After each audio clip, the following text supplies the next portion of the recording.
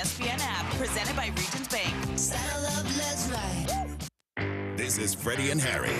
Well, in Virginia, what old technology do you miss the most, my friend? Remember them little subscription things? You get like 11 CDs or tapes for a penny? Oh, absolutely. And you would order them joints and never pay for them? Yeah, I was one of them dudes too. Yeah, Columbia House. Absolutely. Yeah. You know how much money Columbia House lost to people? I'm thinking, well, you don't pay us, Mr. Coleman. Let me see.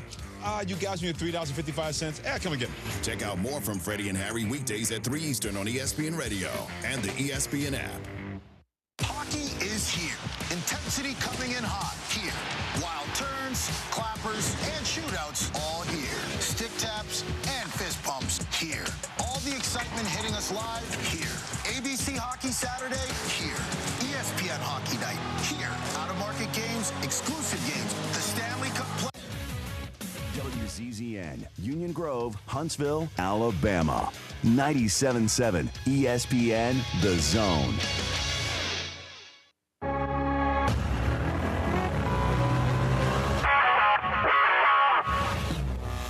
Tyson here with your 97.7 ESPN, The Zone Sports Minute. NIT basketball action. Auburn would get 24 points from Keyshawn Holland, would knock down 12 three-pointers throughout Illinois State, 88-66 to advance to the NIT championship game. Auburn will take on Tulsa Sunday at 7 p.m. right here on 97.7 ESPN, The Zone. Thursday night college baseball scores. 18th-ranked Auburn would use a 7-run fifth inning to get by 17th-ranked Arkansas 10-2. Game 2 set for tonight, 6 p.m. 16th-ranked Alabama would play 5 runs in the first 2 innings on the road at 11th-ranked Oklahoma en route to a 10-7 win. Game 2 set for 1 p.m. today right here on 97.7 ESPN The Zone. UAH Chargers will dedicate the softball field today in honor of Les Studeman, the only coach in program history. She retired from the game after last season. Make sure and download the 97.7 ESPN The Zone app today.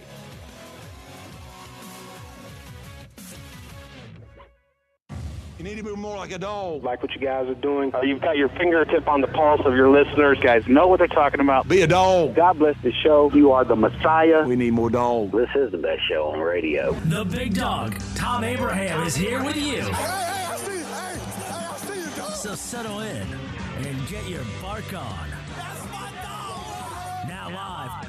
Here he is, the big dog. Let's go, baby. Thom Abraham. How you doing? How you doing? How you doing? How you doing? How you doing? How you doing? How you doing? Look, I don't speak Spanish. I don't know how to say this, so I'm going to choose my words very carefully. I think you're a psycho. Do you know who I am? I mean, that guy sounds like El McPherson farting into Miles Davis' trumpet. I guess I'm on here. Am I on? Can somebody respond? Get off my lawn. I have to drag my Yankee ass out of here.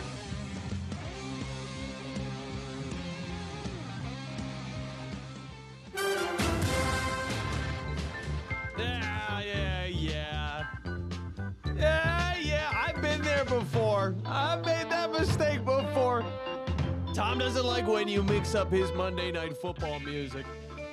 But I like them both. But I gotta agree with him. There's not a lot better than this one.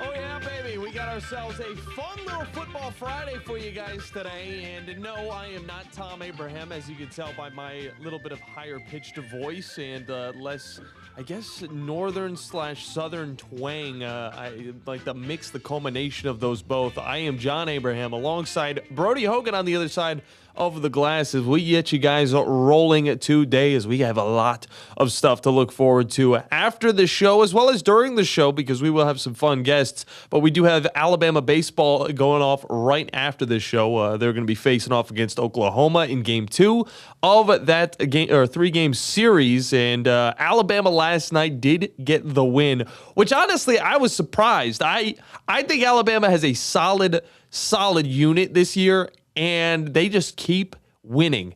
And right now they're ranked 16. And of course, last week they beat Auburn, who was ranked 5 at the time.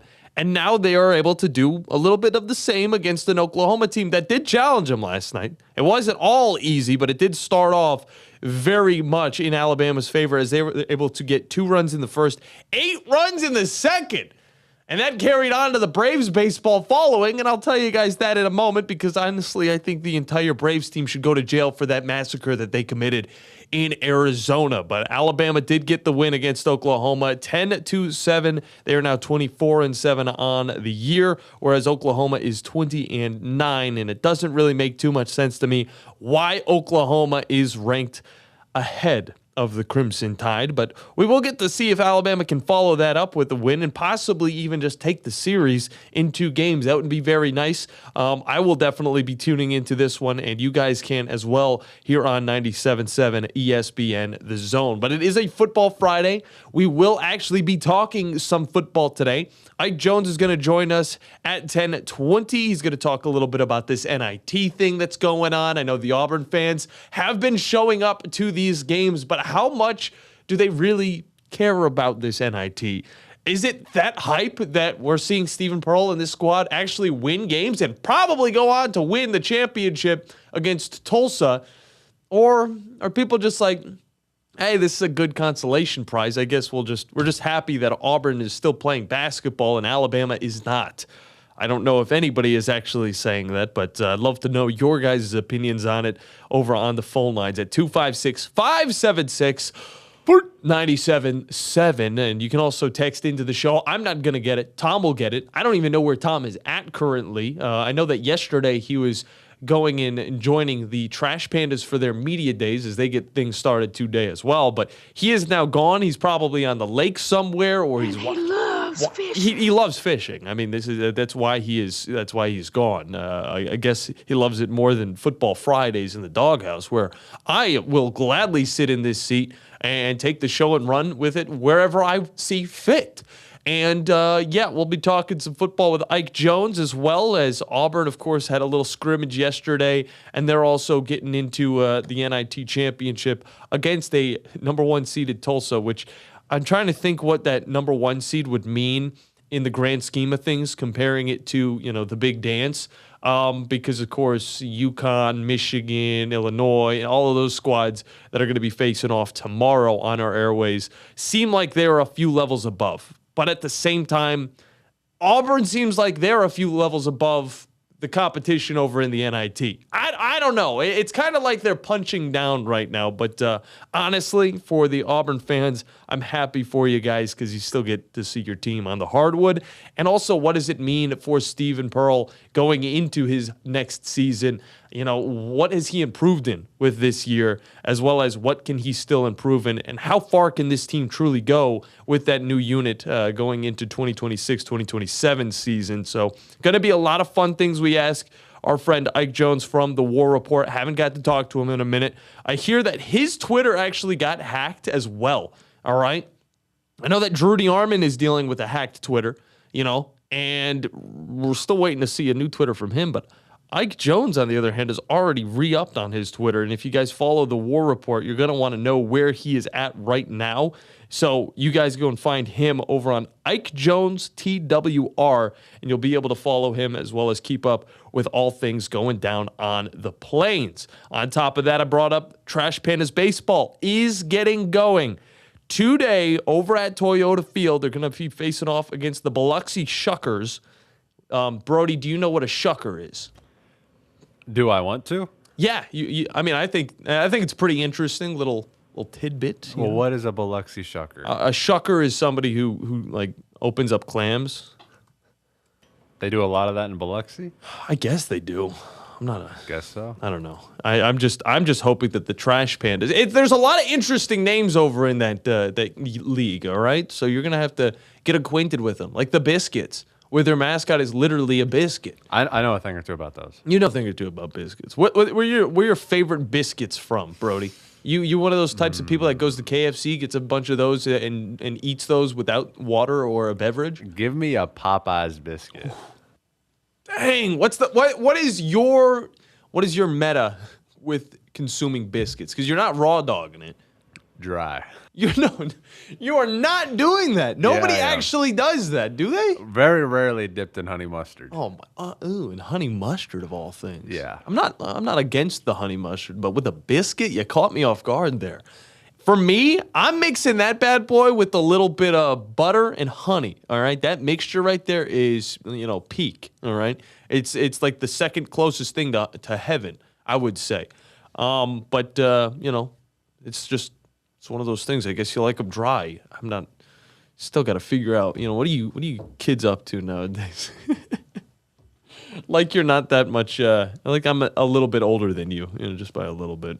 Regardless, we will be in full anticipation for Trash Pandas baseball today, and on top of that, you're able to pair it with a place that I've known and I've loved for quite some time, and we finally got them. We finally reeled them in. There's your fishing talk for today, and they are now on Big Zone Deals. That is the Yard Milkshake Bar. Get yourself over to the Big Zone Deals and snag yourself 50% off of the Yard Milkshake Bar. And then before or after the game, because they will be open, head on over there. They're right outside of Toyota Field, and you guys are going to be able to pick up the sweetest treat that you have ever had. Brody, are you one to indulge in some ice cream? If I do, it ends up poorly. I am lactose intolerant, so not typically, no. I forget about that, but you it doesn't matter. You still drink milk, right? Very rarely now.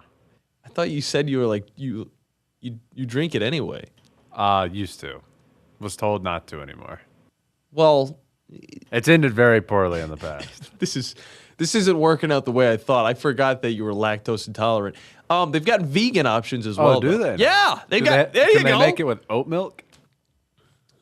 You know what? Go and test it. Tell me about that experience. But make sure you go over to Zone Deals, Big Zone Deals over on 97.7 ESPN.com and get yourself 50% off over at the Yard Milkshake Bar. They've got the craziest combinations of ice cream, and you can have ice cream in pancakes, ice cream and waffles, ice cream and fried chicken. I've seen that they have a fried chicken selection that you'll be able to find over on Big Zone Deals, as well as so many more, including some specials. So go and head on over there and take advantage of that. In the second hour, we will be bringing in a new audience up in Nashville, and they'll be able to help us out as we get into a little bit of, guess what? The UFL. We need to figure out what our teams are for this year. And I also need to know what James Larsen's team is, because his past team, Detroit, the Panthers, they don't exist anymore. A lot of changes happening in the spring football league that I know a lot of people are probably scared to talk about here on this station. But me, John Abraham, formerly known as the Captain Cool, I'll have a heck of a time talking about it, because football at any time of the year is good, in my opinion. So James Larsen from the PF Newsroom is going to be joining us. We're going to be talking about what happened in Week 1, as well as what is changing with the UFL and why you guys should be tuning in on the weekends during the spring season. So I'm very much excited for all that and so much more. We will be talking a little bit more about, of course, Ty Simpson, as well as Fernando Mendoza. Which quarterback would you rather have? I know a lot of Alabama fans are probably thinking Ty Simpson is the man to go with, whereas a lot of the country is still thinking that Fernando is that guy. And I'm thinking, well, Ty Simpson, I get what you're saying. He is a solid quarterback. He was really good at the beginning of the season, and it seemed like he kind of fell off. Fernando, on the other hand, kind of had that unit. He had that coach. His team just felt like it was on a legacy run, whereas Caleb DeBoer still felt like he was kind of developing something in Tuscaloosa in his second season with that squad. And granted, it was also a young season for one Mr. I'm blanking on the name right now, but for Indiana. And they go on and win a national title game, and boom, bada bing. It's as easy as that. Well, let's see if Caleb DeBoer's past quarterback and Ty Simpson can find himself in the round 1 of the draft that is coming up on April 23rd, which, again, I think Brody is very much excited about, because almost every single day you decide to do a little bit of a mock draft or a mock season, and I want to know your opinions. Fernando Mendoza, Ty Simpson, how far are they really? I don't think they're terribly far off. I feel like Ty Simpson, if he had 3 years of experience, 3 years of playtime, we would be talking about them the same way. Mm-hmm. I think Mendoza peaking at the end of the season definitely did a lot for him. I feel like if we went mid-season, we would rank both of them pretty much the same. So I would lean, if you're trying to build a franchise around a quarterback, Mendoza, but I really don't think they're that far off. I feel like the value of Ty Simpson at the end of the first round is honestly better. Yeah, we'll have an interesting read about what Matt Miller, Jordan Reed, and Field Yates had to say about the quarterbacks, as well as who teams might be picking in that first round, because I know the Tennessee Titans are definitely going to be on that list as well. But we do have to hop into our first break. Again, you guys can join into the show if you want. 256-576-97.7. As I, John Abraham, try and keep this show on the rails. It is a Football Friday, which means football music all day long. And, of course, your help as well as Ike Jones and James Larsen throughout this Friday edition of the show here on 97.7 ESPN The Zone, ESPN Winchester, and soon to be WNSR up in Nashville. We'll be right back.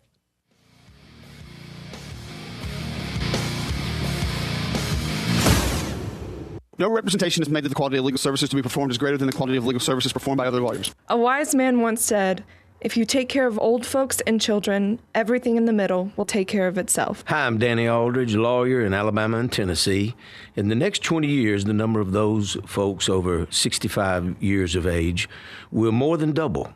In our golden years, the most important goal is to be treated with dignity and have control over doing what makes you grateful with those you love. At the Aldridge Law Firm and the Legal Town Center, we're dedicated to help you with these goals, and we'll be there when life throws you those inevitable curveballs. Let us assist you with your legal needs, whatever they may be or become. You may reach us by phone at 256-534-3188 or online with Dan at danaldridgelaw.com. Just remember, we're here to help.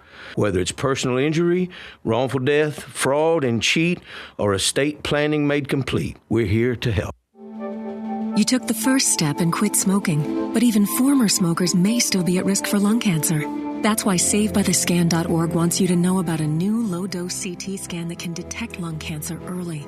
It takes only 60 seconds and could save your life. You took the first step, now take the next. Visit SaveByTheScan.org for a simple quiz to see if you're eligible and talk to your doctor about screening. SaveByTheScan.org is brought to you by the American Lung Association's Lung Force Initiative and the Ad Council. Hey, Dad, how do airplanes fly? What's in this box? Is this tree good for climbing? How are babies made? What does this thing do? Kids are curious about everything, including guns. Talking to them about gun safety in your home is a good first step, but you can do more. Always keep your guns locked, unloaded, and stored separately from ammunition. Safe gun storage saves lives. Learn how to make your home safer at endfamilyfire.org. That's endfamilyfire.org. Brought to you by End Family Fire, Brady, and the Ad Council. Normally, when you call a roofing company, all you hear is, you need a new roof. Not when you call Fleming Roofing and Restoration. Since 1965, the folks at Fleming have been focused on what you need, whether it's an easy repair or a full roof replacement, commercial or residential. And when it comes to storm damage, you want Fleming on your side. They know all the ins and outs of insurance claims and will guide you through the entire process. Log on FlemingHSV.com and book your free estimate today. Fleming Roofing and Restoration. We show up. Thom Abraham here for my longtime friend Mike Owen of Owen Home Appliance. You know, Mike has over 25 years experience in the appliance industry, and since 2017, Owen Home Appliance has served customers in the Tennessee Valley with a focus on quality products, affordable prices, and excellent customer service. Owen Home Appliance prides themselves on community involvement as well, sponsoring local teams and events while making sure that you get the right appliance at the right price. Visit their highly interactive showroom in Lacey Springs, just 8 miles south of the river on 231. You invest in your customers with your heart, soul, and skill. Well, it's time to invest in yourself with the next generation Cat 255 compact track loaders from Thompson Tractor. After all, those who give their best deserve the best. And this machine has it all. With features that include a more powerful engine, tri-axle truck loading capabilities, a spacious cab, and a smooth ride for all-day comfort. Thompson Tractor knows how much value you place on your customer satisfaction. It's how you build your business. It's also how we build ours. Since 1957, hardworking folks like you have counted on Thompson to provide the absolute best lineup of equipment in the industry. all backed by a customer service and product support team that time and again have proven to be second to none. It's all about maintaining peak performance. Always has been, always will be. Visit ThompsonTractor.com for details. Thompson Tractor, we're here for you. Specializing in simple and affordable rentals, McCurry Van and Car Rental can make sure you have just the right vehicle for your next family vacation, weekend getaway, or if you just need transportation while your vehicle is being repaired. McCurry carries Ford Transit vans and Mercedes Sprinter vans, trucks and work vans, and more. And they offer discounted rental rates for long-term rentals. Now with 4 locations: Athens, Muscle Shoals, Coleman, and Huntsville. Log on McCurryRentals.com to make your reservation now. That's McCurryRentals.com. Let's talk about the X's and O's of family entertainment. Every parent in Alabama knows the importance of being able to draw up an activity that'll get you out of the house for a couple of hours. But it needs to be affordable. It needs to be family-friendly.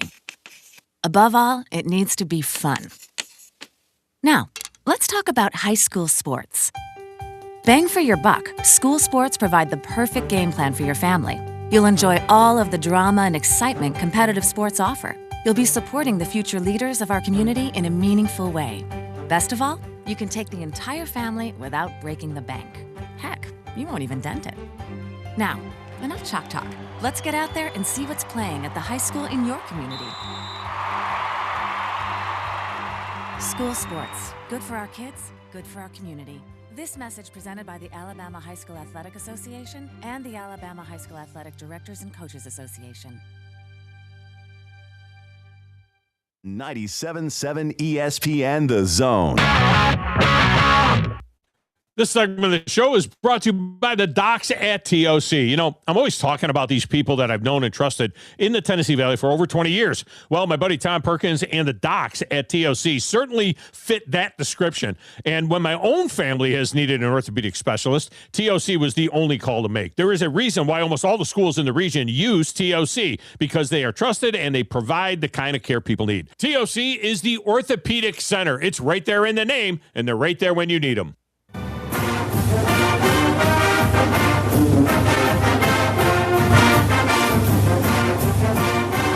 Welcome back into a Football Friday here on the Thom Abraham Show. I am John Abraham, and I was just making sure my planes were all in order, as my brothers have got me once back again on a game called Pocket Planes. And let me just tell you, I don't know why they keep doing this to me, because every single 3 years, I think I delete this game off of my phone. It literally is just me guiding an airline. And let me just tell you, I'm pretty good at it.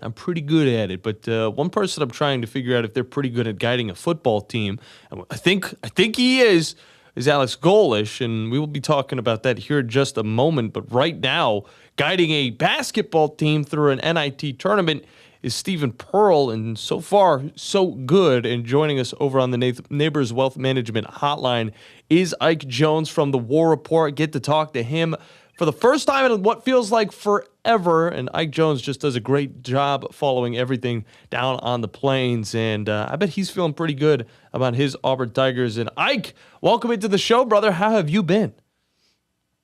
You know what? I can't complain. I'm here in Indianapolis taking in the scenes, and got to see a good basketball game if you were an Auburn Tigers fan last night. No doubt about it. And I mean, really talk about the fan engagement as well, because I've been hearing those fans for Auburn up in Indianapolis, and I'm just like, okay, these people actually care about what's going on in this NIT. It seems like it's the most hype NIT run in the history of college basketball. Tell me, is that kind of what you're feeling with this, or am I maybe blowing this thing out of proportion? So let me just say this: it's been a rough year for Auburn sports fans. So they're clinging on to any level of success that they can, and they love their Auburn sports, right? So they're going to show up when they get the opportunities to. This is an historic run for Auburn in terms of NIT. It's the first time they've ever made it to the Final Four. This will be the first NIT championship that they're playing for. So there's a little bit of history involved with it, too. Auburn fans are going to pull up and support their Tigers. Yeah, no doubt. And I mean, the venue, Hinkle Fieldhouse, it's definitely a historical one to go to. Butler, of course, plays basketball there. How is it? And have you ever been there before? Is this your first time? Yeah, that was my first time being there last night. Definitely took in the atmosphere of that. You can kind of feel the nostalgia when you walk into the building. It very much has that feel of, you're seeing the movie Hoosiers and all that. You definitely get that vibe when you walk into the building. Yeah, no doubt. And of course, I've seen Hoosiers. I've gotten the vibes from it, but seeing it on TV is definitely not the same from just being in that venue in the first place. But this is an interesting one because Auburn has never won an NIT title. And I know, of course, it's the little brother to what is the big dance over in March Madness. But, they've been able to kind of run through the competition. Has it just been maybe too easy? I know it was a little bit of a struggle bus at the very beginning, but it seems like they've been able to handle the opponents pretty handily, I would say. You know what? Honestly, if you are Auburn and you were making such a fuss about why you deserve to be in the dance, you're supposed to run through the NIT. Yeah. Right? Like I don't think that there's no consolation prize in just making it. You are supposed to be the best of the rest. And you're supposed to go and prove it in this tournament. And so far, they've done that. So I'm happy that the team -1 has decided to show up and play in this tournament and really give maximum effort when you're seeing them out there play. And of course, Ike's talking about Keyshawn Murphy. And of course, I mean, this is a bad thing, but it's also a good thing because now you can see a little bit more of the depth from the Auburn Tigers on the hardwood, who has shown up and kind of, maybe put their stamp on a starting position moving forward, or maybe even just, got their hype a little bit bigger just in case they want to transfer after the season ends? I think you start that list with Kevin Overton. Kevin Overton has been he started out slowly in that first game from the field, but then I think he knocked down like 7 threes in the second half of that game. He continued the hot shooting in the second game, and then last night 5 of 5 from the 3-point line. Like he's been on an absolute tear offensively. He's always been a stable portion of what they're doing in the backcourt defense. So Kevin Overton is where that begins. But in terms of guys who've maximized their minutes because of the absence of Keyshawn Murphy, you've got to go with Elijah Freeman, who in the first 2 games played every single minute of both games. He played 40 minutes in both of those games, was on pace to do that again last night until he had a little bit of a tweak in his knee, and so he ended up not playing the last, 12 minutes of the game. But Elijah Freeman's athleticism has been through the roof, and he's definitely put that on display. And then lastly, you have to look at Filip Jovic, who has gotten an extended amount of time and played well during this tournament, really showing his versatility and his ability to go down into the post and be a problem for some people at an undersized 6'8" power forward / center now playing for Auburn. And I mean, it doesn't seem like we saw just Kevin Overton hitting those threes last night. Of course, the team went 12 of 21. That's 57.1%. And a coach usually likes to sit around like 35. Like, that'd be a good night. And, I mean, Illinois State, they were able to hit 40%. So, I mean, it's not like Illinois State wasn't hitting these shots, but Auburn was just hitting them on a more consistent basis, and this kind of continued throughout it. I mean, it just seems like this team is kind of finally, it might have taken them a little bit of time, but it kind of, they finally found their identity, and a lot of it might come from that 3-point line, I got to admit. Yeah, I mean, to me, that was the missing piece for this team all season, was the ability to consistently knock down the 3-point shot. I think you win more games this season, even though the defense struggled and has played well during the NIT, but struggled during the season. They just didn't have the offense to be able to lean on when the defense wasn't getting the stops that they thought that they should be able to get. So being able to knock down the 3 consistently, I think, is a separator for a team like Auburn, because you have guys who have the ability to, they just weren't consistently doing it. When they're doing it, they're a tough team to beat, because then they become the inside-out presence that you have in the way that they can dominate on the interior, even though they're undersized. No doubt. Ike Jones from the War Report is our guest on the Neighbors Wealth Management Hotline. And at the beginning of the season, it seemed like a lot of people were trying to write off Stephen Pearl and, how he was leading this team. It didn't seem like there was a leader. And I don't know if there is a leader just yet, but I mean, that might take a little bit more time than people want to think. But he has grown a lot, it seems. Tell us what you've seen the most growth come from with the young Stephen Pearl. Yeah, so let me just start by saying I'm a Stephen Pearl fan, right? Like, I think that Stephen Pearl, though he may have been thrust into a situation that wasn't ideal, is a kind of leader that can be able to be successful in this when he's supported with the right kind of things in terms of, we're in the NIL area, so you've got to be able to put some finances behind it, but also trying to get the right group of players that buy into his style. I think the thing that you've seen Stephen grow in best throughout the season is just his ability to kind of adapt during the game. Because I feel like it kind of got away from him in some of those bigger matchups where they were getting blown out early in the season, and they didn't find ways to stem the momentum well. You haven't seen those blowouts as much towards the end of the year because I think they found a better way to do that. But this tournament, I think that they've done a masterful job of just not letting teams get out to big leads at all. They've kind of kept themselves right in the thick of it, and then eventually second halves, they've absolutely destroyed teams. What are the vibes around Tulsa? I mean, this game is on the 5th, okay, so it's right around the corner. But, Auburn, I feel like they should be a pretty heavy favorite going into this one. Is it win or disappointment, or is it lose and still disappointment? I mean, what is the vibes around this championship game here? Yeah, this team came to win. They came to win this tournament, and so I think it will be disappointing if you don't win it. From a fan perspective, of course, it will be disappointing just because, again, you haven't had the most success on any of the other playing surfaces that you've had. And so this is going to be an opportunity to really go hang a banner at the end of the season. As Todd Pettiford said in the post-game press conference, he's like, not every team gets to end their season with a win, and they're trying to do that with Auburn this season. So looking forward to seeing how they go out there and compete. I think athletically, they are the superior team. It's going to be about execution, though, when you get into these types of things. Are they going to be able to do what they haven't been able to do traditionally and stop teams from raining threes down on them? So it's not like a great three-point shooting team. But Auburn has given up a lot of threes to not great three-point shooting teams. So we'll see how they are able to compete in this one. Ike Jones with the War Report is our guest. It is going to be a lot of fun to see it. And you do make a good point. Not a lot of teams. Most of the teams, almost every single team is not able to end off the season with a win. It really just comes down to, the two that are in these title games. And that's what I like about the NIT is it kind of gives those teams a second chance.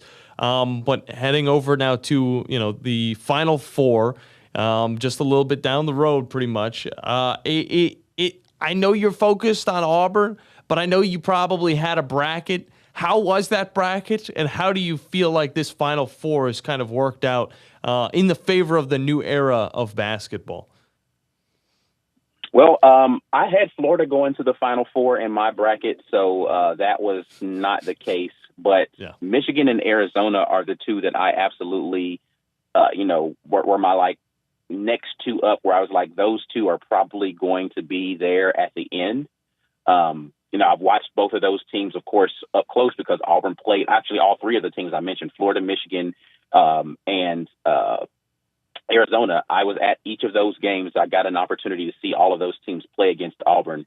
And to me, it's going to come down to one of those two things.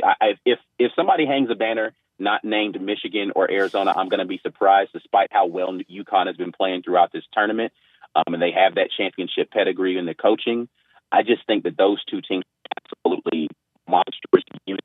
Yeah. They have the ability to score three levels. They have the ability to lock up and play defense. It's going to beat teams that have that many ways that can impact the game. So I'd be surprised if one of those two teams is not hanging a banner. No doubt about it. And it is interesting because, of course, Florida was out really early, and they didn't even have a chance at getting into the Elite Eight. And then past that, there was one team that was able to go pretty far, and that was Tennessee, final team. And then, it was a pretty bad loss. And that's why, again, very happy that we still have one SEC team playing the NIT, but still, it's the NIT. And if you win that, it is like that next man up. Performance of the SEC this year, though, it's definitely a step down from last season. There's no real saying that. But, how do you feel the SEC can kind of get back up to it? Or do you think, because I know a lot of that northern media has been talking about how the Big Ten is just going to kind of run away with this thing. But do you think there's a way for these SEC squads to kind of get back into the fray of things? I mean, I think it's possible. It's right now you're leaning into an era where your recruiting is going to have to be way different than it's been traditionally, because the ability for teams to, basically pay for rosters is there. Mm-hmm. The way in which you scout has got to change now if you're not going to be in the top, 2 or 3% in how much you're spending. Not to say that every team that's going to win is going to be guys that spend the most money, but you have to be really intelligent with the way that you build your rosters, because you're essentially, with most squads, if you're not going to be making title runs every year, going to be refreshing your roster every year. So you got to find guys that are diamonds in the rough that really understand and want to be committed to your program, and see if you can work them through a multi-year process. And the SEC is in a place where they've got some really good coaches that I think can sell long-term vision to guys. They've got to be able to match that a little bit with their pockets. And, of course, football is king in the SEC. So most of that money is going to go towards that, but they've got to find a way to continue to be competitive and be a little bit more intelligent with the way in which they scout. Yeah, and scouting is definitely a huge thing when it comes to some of these smaller schools. I know Alabama, as a person like me who follows the Crimson Tide, they've been able to find some success with that in the past. Grant Nelson was a big piece just a few years ago, but this year they bring in a guy from the Patriot League and Noah Williamson, a little bit underwhelming, but then gets hot in the right moment. Still wasn't enough to kind of push the Tide forward, but I mean, teams just bring in that guy and he clicks with the rest of the roster, and some special things can happen. But I do want to change the subject, bring it over to a little bit of football, and we will get into the nitty-gritty, which is, of course, the scrimmage. But April Fools is one of those things that I never got. I have not gotten in the last 4 or 5 years. But there were a lot of football fields that were being thrown out there that were so colorful and ridiculous. Utah had some cow print or whatever. But then I was finally got by this Auburn football field with this retro eagle across it. I mean, it looked so good to not be real. Yeah, I did see that. I knew that you would have saw it. I mean, come on. Can we not make that like a reality? Can we not just like veto the Fools part of it and just say, hey, this is April news on the 1st? I know a lot of people would love that retro eagle on the middle of the field. I do think that a lot of people would enjoy seeing that. I wouldn't be opposed to them doing, it's not like they can't repaint the field to something else every now and then. So it wouldn't be, I don't think it'd be crazy. I don't think some people would go for it because of the traditionalists that are around Auburn, but I do think it would look pretty good. Yeah, no doubt about it. Ike Jones from the War Report is our guest. Now, I know you're in Indiana right now, Indianapolis to be specific, but of course there is a lot of stuff going down on the plains in Auburn, and one of those things has been a scrimmage, and just last night it went underway. The first spring scrimmage of the year. What have you kind of heard from this team? I know Alex Golish is putting together some stuff, but there's still a long way until we get into the regular season. But what have you heard first from the Plains? Yeah, I mean, so far it sounds as if, as it is with most springs, that the defense is out there really giving the offense a lot of hell. There was a lot of consternation there around last season with the reports that the head coach was asking DJ Durkin to take it easy on the offense while they were trying to do installs. No such thing this year. The defense is out there doing everything they can to put as much pressure on the offense as possible. They've been disruptive in not allowing that offense to really get going, and specifically reports out of that scrimmage were that the defense were they were tenacious. So, if you're, of course, looking at an offense that has been underwhelming the last few seasons, that's concerning. But you also like the fact that they're being pressure tested. So hopefully it will turn into something good as they continue to work their way through the spring. No doubt. Are there any question marks that are kind of being fleshed out this early, or is it still just a big question mark around what this team is going to be at the quarterback position, at the defensive line position? I mean, what exactly have you heard? Is there anything solidified as of right now for this Auburn Tigers squad? Yeah, I mean, of course, the quarterback is going to be Byron Brown, right? Like, that's not going to be a secret to anybody. He's the guy there. I think you have Cole Best penciled in as your starting center. And then maybe you're going to have, a guard position that's going to be locked up by Cole Skinner. Outside of that, I do think that it's going to be some battles along the other spots on the offensive line. Jeremiah Cobb and Bryson Washington are likely going to be running back 1 and 2. And then you've got some guys on the outside that are probably in the top 4 in the rotation right there. Defensively, Xavier Atkins is going to be your guy there in the middle of that defense again. And then you've got some guys on the outside that are going to be competing for your cornerback spots and the other linebacker spots. I think the way that Durkin rotates, you're going to see a lot of bodies on that defense. So Atkins is probably going to be the guy you see the most out there on the field. But then you're going to see a lot of other bodies rotating around in those other spots. No doubt. Ike Jones from the War Report is our guest. And before I get you out of here, Ike, of course, the NFL draft is coming up. And I know my co-host, my partner over on the other side of the glass, him and I, mainly him, like to do a lot of these mock drafts, kind of figure out every single scenario. He's probably got like 805 in the bag this offseason, and we're still like a 20 days out exactly. The conversation around some of these draft picks. I know it's not a long list, but what is on that list is a lot of talent within Keldrick Falk, Connor Lew, Crawford, and Wright. Tell us a little bit about these guys and maybe, what might fit them the best moving forward. I'm going to be honest. I haven't looked at draft scenarios in terms of what teams, but more so kind of which rounds those guys are being projected to go in. Keldrick Falk, of course, is getting the highest draft grade. I think the guys, and people can think I'm crazy when I say this. I think Keyron Crawford and Connor Lew are probably the guys that have the better careers in the NFL, though, if I'm just looking at prospectively what they can do out there for a team. You just tend to have guys on the offensive line that stick around for a long time, especially if they stay healthy. And then guys who have the kind of speed off the edge that Crawford has are guys that just can find ways to continue to get contracts. So if he can stay healthy, I think that he'll be a long-term fixture. Keldrick Falk has not been the pass rush guy. So guys that are run stuffers, if they can find the right situation, they'll stay around. But he's going to have to do more to be able to be a pass rusher, I think, to be a perennial fixture out there in the NFL. But I do think that he gets drafted first. Okay, interesting. And it does make sense. And I like what I've seen from some of these mock drafts. A lot of people saying Crawford might end up as a Cleveland Brown, which I would be very much all for, but of course we have to wait and see. Oh yeah, that's right. You're a Browns guy. Yeah, I forgot about that. You. I'm glad you remembered in some facet though. I mean, that's all that really matters. You're up there in Indianapolis. Before we get you out of here, have you found any spots that you really like that are like must go tos? Because I, for one, have not been to Indianapolis. All right. And when I go, I need to have a place. This is my first time, too, yeah. Okay. I need to have a place, though. This is my first time, too. I'm going to explore the city a little bit. I haven't had a chance yet. I got in late. What is today? Today's Friday. I got in late Wednesday.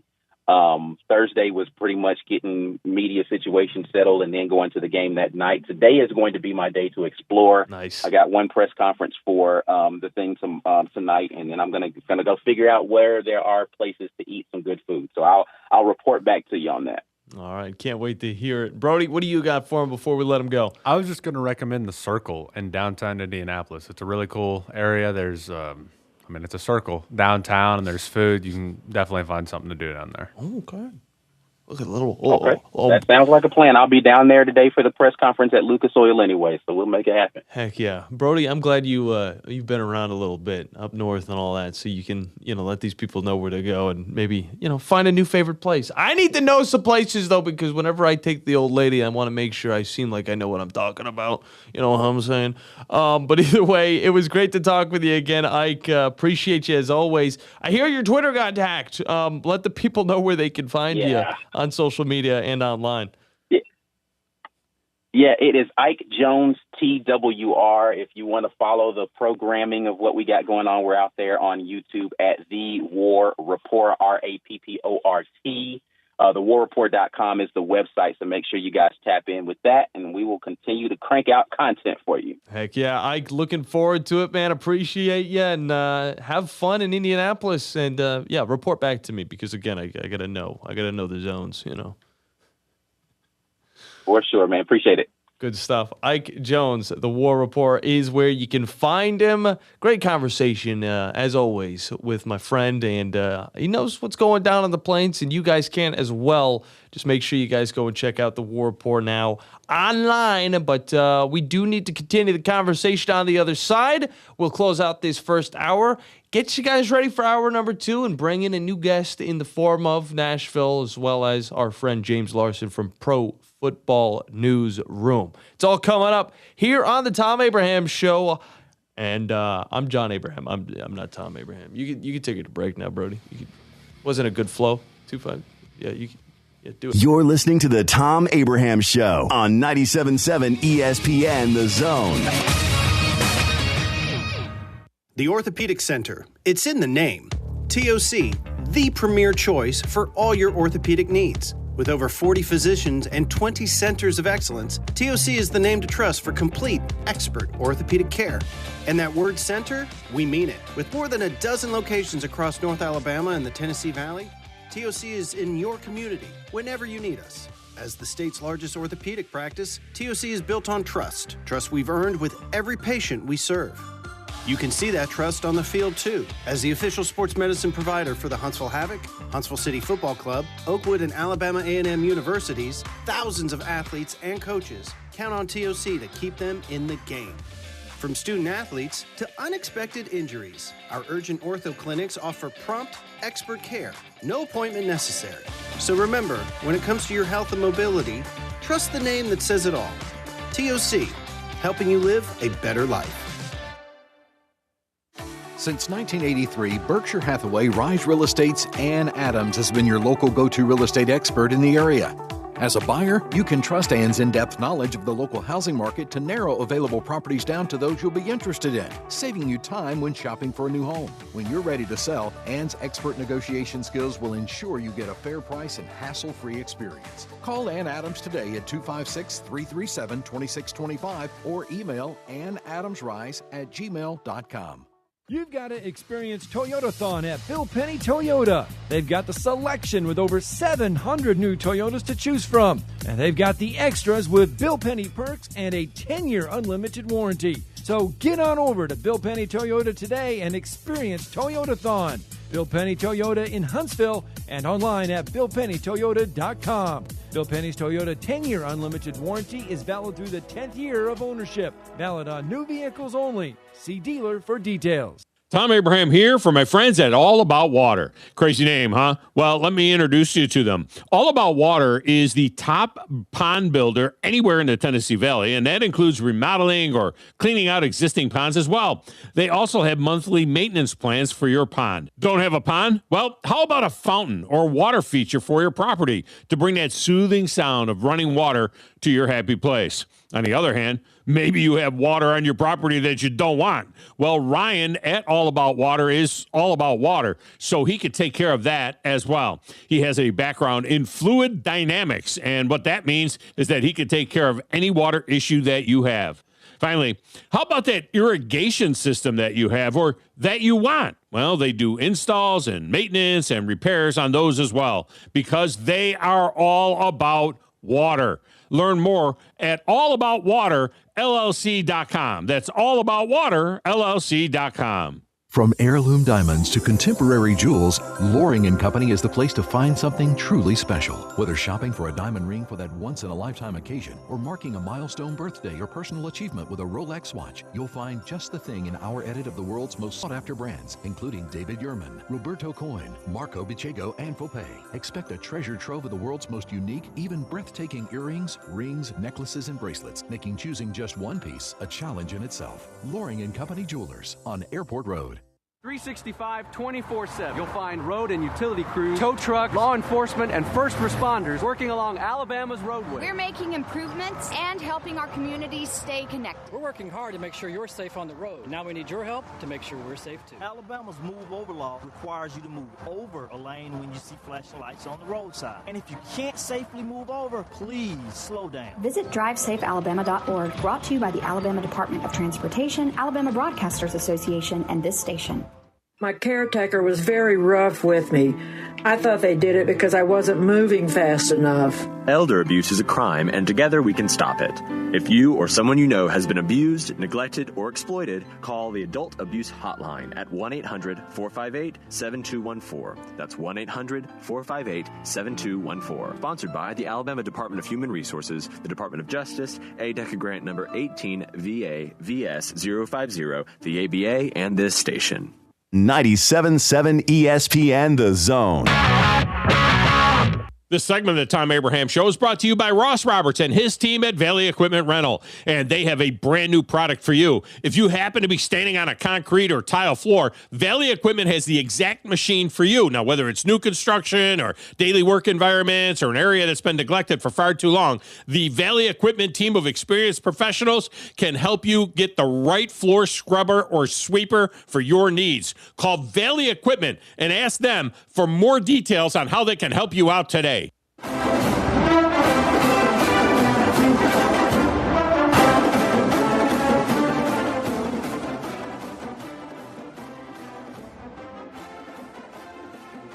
So Illinois basketball. I got to make sure I'm right about that. Joe Hunk is just, I can hear him yelling in my ear. Why do you say the S?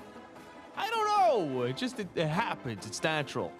Is anybody like rolling with Illinois in this thing? Like what's the percentage of Illinois picks over in the brackets? Is this a squad that people are saying is, going to win the title? Nobody's talking about them, but I think they're pretty solid. They were the one that bested Iowa, and they were the one who bested Houston, who, for whatever reason, Houston's always so good, but they're just never good enough to make it and win the national title. At least it hasn't been since I've been born.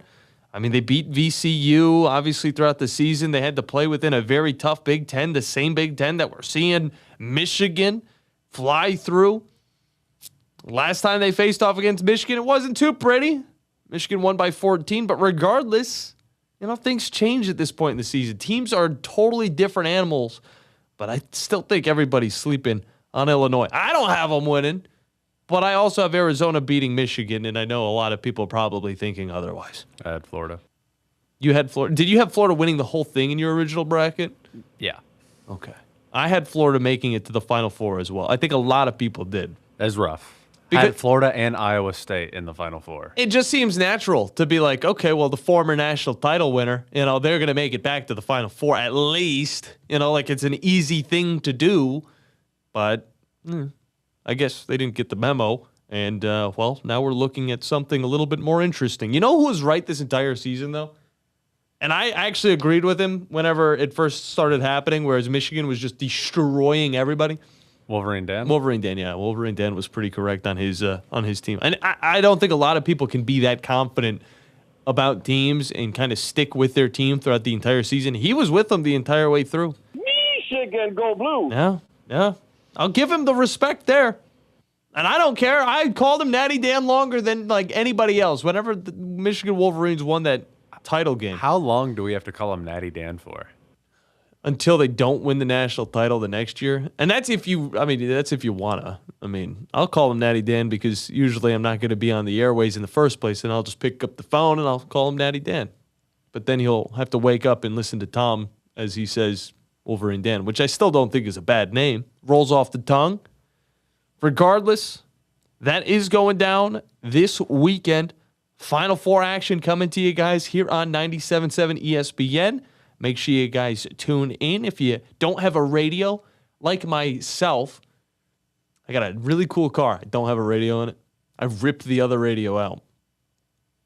You can listen over on our app on Apple and Android devices, or just find us at 977ESPN.com, where you can also find the Big Zone deals. And I got to say, one of my favorite places here in Huntsville and Madison has just gone live, and that is the Yard Milkshake Bar. If you guys want the craziest ice cream you will ever consume in your life, you want the sweetest treat, you're sick of eating your glove during the baseball game, just wanting that food, that's something that'll just make you go, wow, it's summer. Well, the Yard is the place for you, and you can get 50% off by taking advantage of the Big Zone deals over on 97.7 ESPN.com. Now, I did bring up that the Braves absolutely obliterated. Hey, they murdered. They might have killed someone. No, they didn't actually do that. But they destroyed the Arizona Diamondbacks last night. And I know, Arizona not looking too good on the year. On top of that, the A's are the A's. So right now, we're looking at a pretty solid Braves team. The Royals, not that great of a team. But the Braves right now are 5-2, sitting behind Miami. And, say what you will, but there's a different vibe to this team. And I know like Drew said, they could have left some of the attack for, tonight. But I did not mind watching this game last night because it was just entertainment the entire way through. And I will say this, I have not been watching baseball like I should at the beginning of the year.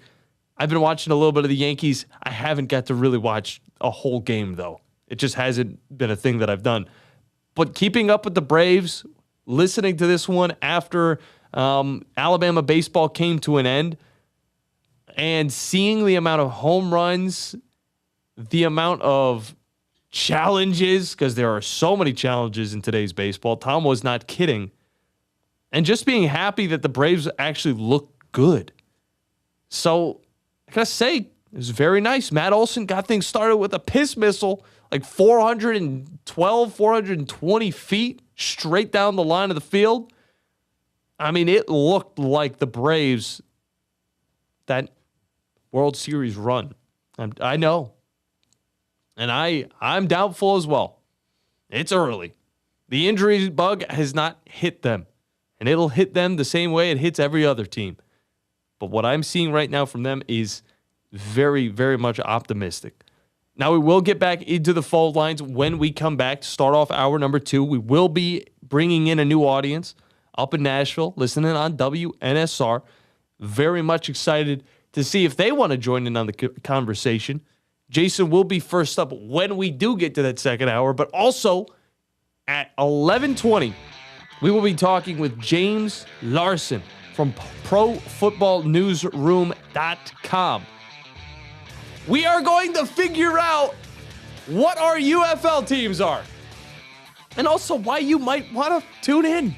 Because I was skeptical about the way the uniforms looked, about the way the actual sport, the feel of the game looked on the field. But then week 1 happened, and I got to say, I don't mind the uniforms.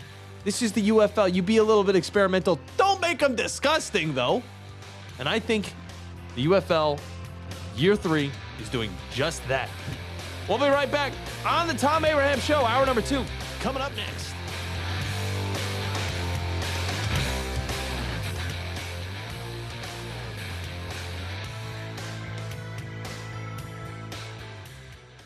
It's softball time in Alabama, and the best place for your travel softball team is to play with USSSA Softball. Not only for the best travel team tournaments, but for recreational softball tournaments all around the area, as well for your high school level softball team. Plus, the USSSA National Championship this year is at the Gulf Shore and Orange Beach and the Foley Softball Complex. Now, for more information, visit alfastpitch.usssa.com. That's alfastpitch.usssa.com. You invest in your customers with your heart, soul, and skill. Well, it's time to invest in yourself with the next generation Cat 255 compact track loaders from Thompson Tractor. After all, those who give their best deserve the best. And this machine has it all. With features that include a more powerful engine, tri-axle truck loading capabilities, a spacious cab, and a smooth ride for all-day comfort. Thompson Tractor knows how much value you place on your customer satisfaction. It's how you build your business. It's also how we build ours. Since 1957, hardworking folks like you have counted on Thompson to provide the absolute best lineup of equipment in the industry, all backed by a customer service and product support team that time and again have proven to be second to none. It's all about maintaining peak performance. Always has been, always will be. Visit ThompsonTractor.com for details. Thompson Tractor, we're here for you. The company is Eagle Masonry and Insulation, but did you know they're also Eagle Landscaping and Dirt Work? Eagle can take care of all your landscaping needs, including irrigation, sod work, and planting, both plants and trees. On the dirt work side, Eagle can grade and build your pads, haul dirt in or out, and even do erosion control. Philip Love and his team can do it all for you. The website is the same, insulatewitheagle.com, as is the phone number, 256-755-1556. Give them a call and see what Eagle can do for you. Eagle saves you time. Eagle saves you money. Thom Abraham here for my friends at All About Water. Crazy name, huh? Well, let me introduce you to them. All About Water is the top pond builder anywhere in the Tennessee Valley, and that includes remodeling or cleaning out existing ponds as well. They also have monthly maintenance plans for your pond. Don't have a pond? Well, how about a fountain or water feature for your property to bring that soothing sound of running water to your happy place? On the other hand, maybe you have water on your property that you don't want. Well, Ryan at All About Water is all about water, so he could take care of that as well. He has a background in fluid dynamics, and what that means is that he could take care of any water issue that you have. Finally, how about that irrigation system that you have or that you want? Well, they do installs and maintenance and repairs on those as well, because they are all about water. Learn more at allaboutwaterllc.com. That's allaboutwaterllc.com. WZZN, Union Grove, Huntsville, Alabama. 97.7 ESPN, The Zone.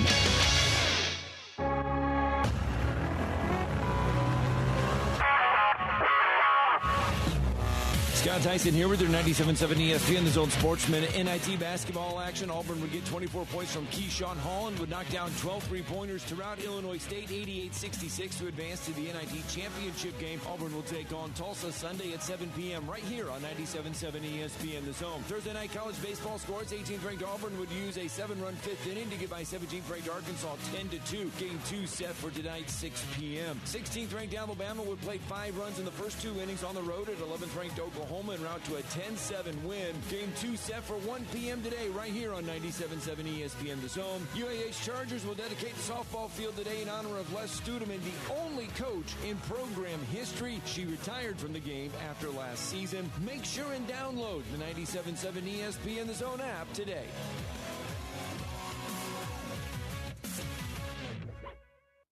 You need to be more like a dog. Like what you guys are doing. You've got your fingertip on the pulse of your listeners. You guys know what they're talking about. Be a dog. God bless the show. You are the Messiah. We need more dogs. This is the best show on radio. The big dog, Thom Abraham, is here with you.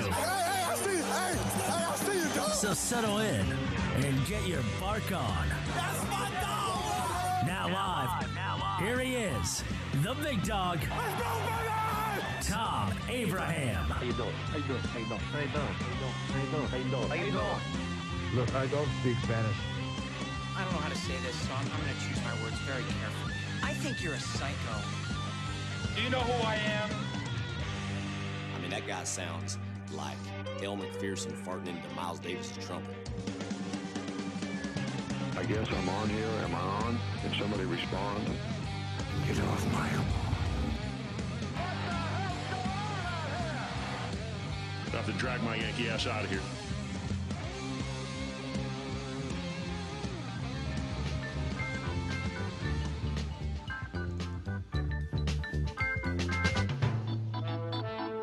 It's so weird to me.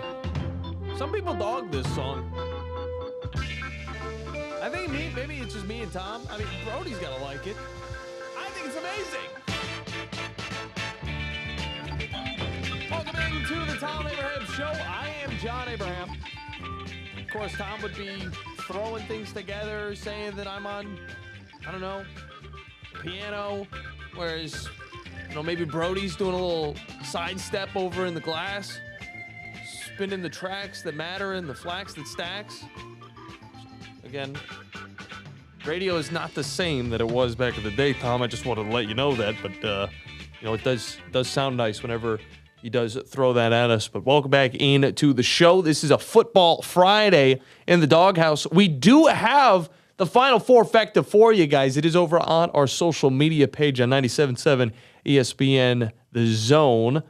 And you guys can still get that in if you'd like, 256-576 97.7. You can also text Tom your picks, which it basically is just the championship matchup, what the score is going to be, and who's going to win.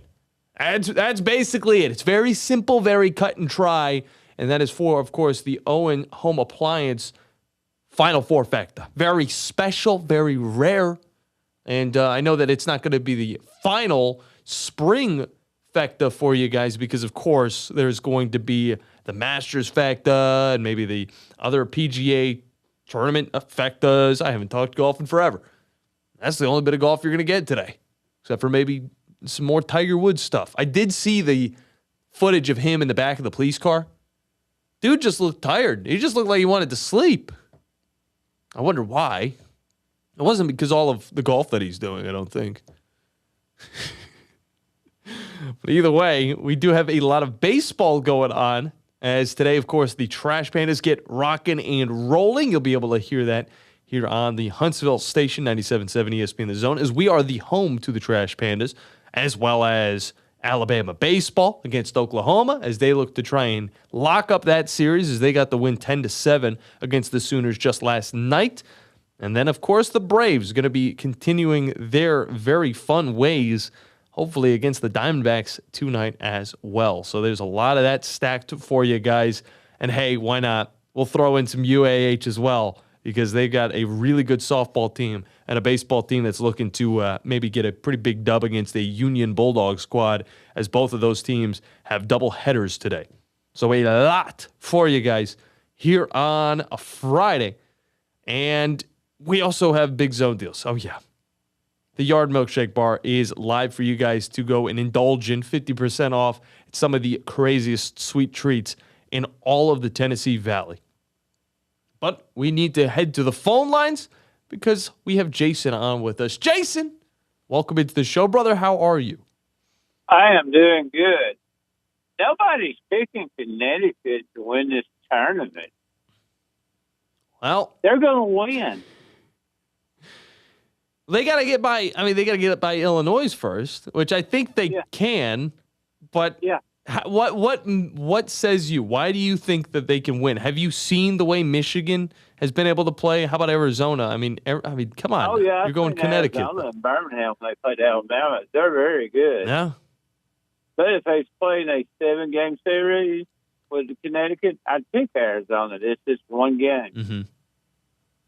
So I like Connecticut. I've seen this scenario before with like North Carolina State when they beat Houston, Villanova when they beat Georgetown. A team that looks like they have no business winning, and Connecticut's had a bunch of luck this year. Yeah, they definitely have. And I will say they've had one of the tougher roads here.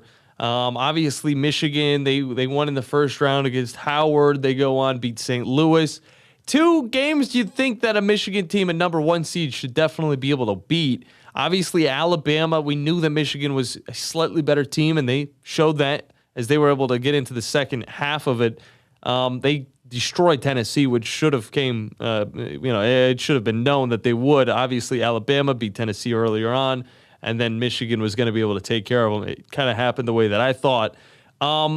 Whereas what happened with Michigan and Arizona, both teams, when they play, Alabama had a chance the other night. If you can get somebody down double digits and get them out of their comfort zone, that changes their whole game plan, and it also puts pressure on them. And Alabama couldn't quite get there the other night. Yeah. And kept thinking we're going to hit a 3, we're going to go up 12, and never did happen. And that's the tough thing for the way that Alabama plays basketball is hitting threes. I mean, yes, you can get on a run, you can be hitting them left and right, but then a timeout could kind of stop that entire mojo. And for Alabama, it's so on and off. They're either hitting the threes left and right, or they're not hitting any at all.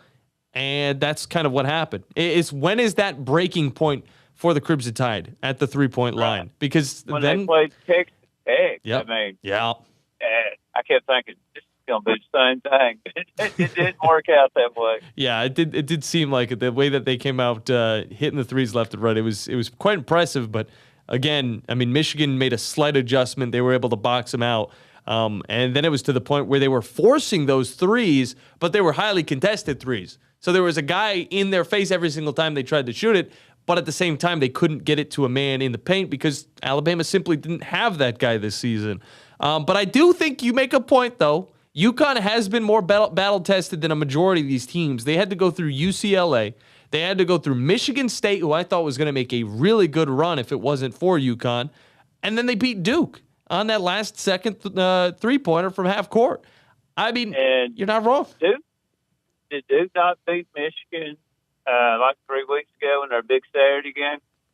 And I believe they did end up taking, it was 68 to 63 with Duke winning that one. And I mean, it's all every year you kind of believe that Duke is going to make it somewhat near this area. They don't have that fall off that a Kentucky does, where one year they're going to the Final Four, the next year they're not even getting close, which obviously was this year. Right.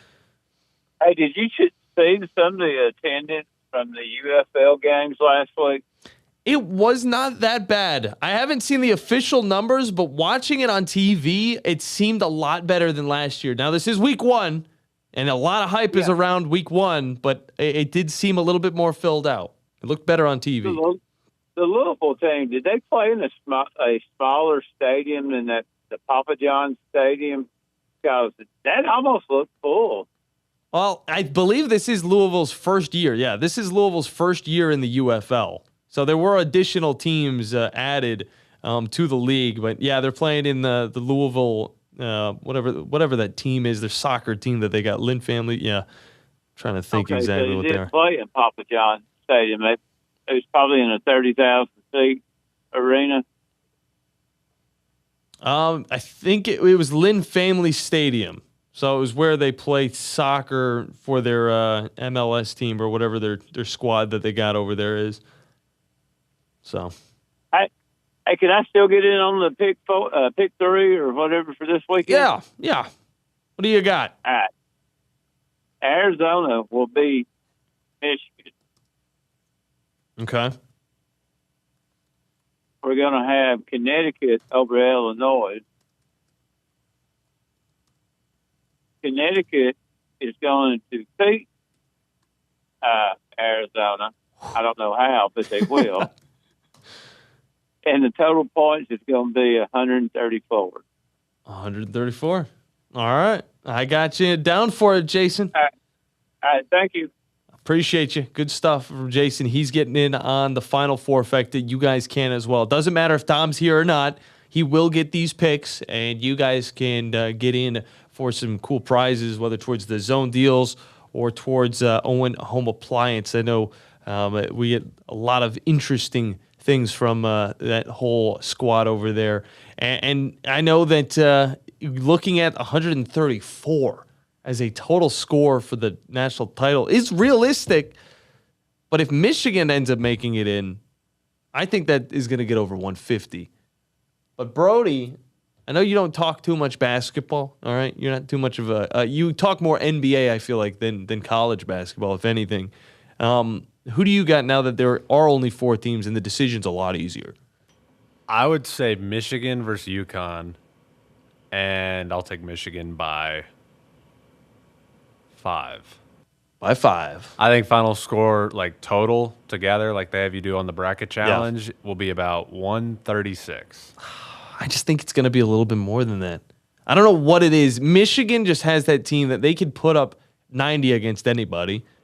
And then if they're playing against UConn, then UConn can also kind of match that. I don't think that UConn's going to win it, but I do think they can at least put up around 70 against the team like Michigan. So that'll be interesting. I'm gonna say 148, and I'm gonna say that Arizona is gonna come out on top. I know I'm making my official pick right here, and I'm also trying to will my bracket into realisticness, all right? It needs to actually happen. I think it's going to be a win over UConn. But it's going to be interesting because Michigan's just good. I mean, Michigan's really, really good. Either way, we do need to hop into a break here in just a second. If you guys do want to hop in before we get to James Larsen from the Pro Football Newsroom, you can. 256-576-9777. Or you can text Thom at 732-982-7469. There are a few familiar faces within the UFL. And I understand that some of you guys don't want to jump back in so quick. But if you maybe give it a chance, you might get that itch again. You might find that team you might like. And hey, the Birmingham Stallions are a team. They still exist. So why not rock with the Stallions? I'm going to figure out who James Larsen is going to be rolling with in the upcoming segment. And that's exactly where we are going as we take our next break. Here in hour number 2, we also like to welcome those new listeners from WNSR up in Nashville. You guys are also able to join in on the conversation. We'll be right back here on the Thom Abraham Show. I am John Abraham. I'll see you guys on the other side.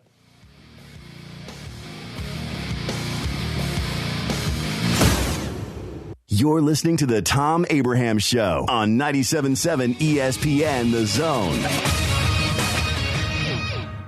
Thom Abraham here for my friends at All About Water. Crazy name, huh? Well, let me introduce you to them. All About Water is the top pond builder anywhere in the Tennessee Valley, and that includes remodeling or cleaning out existing ponds as well. They also have monthly maintenance plans for your pond. Don't have a pond? Well, how about a fountain or water feature for your property to bring that soothing sound of running water to your happy place? On the other hand, maybe you have water on your property that you don't want. Well, Ryan at All About Water is all about water, so he could take care of that as well. He has a background in fluid dynamics, and what that means is that he can take care of any water issue that you have.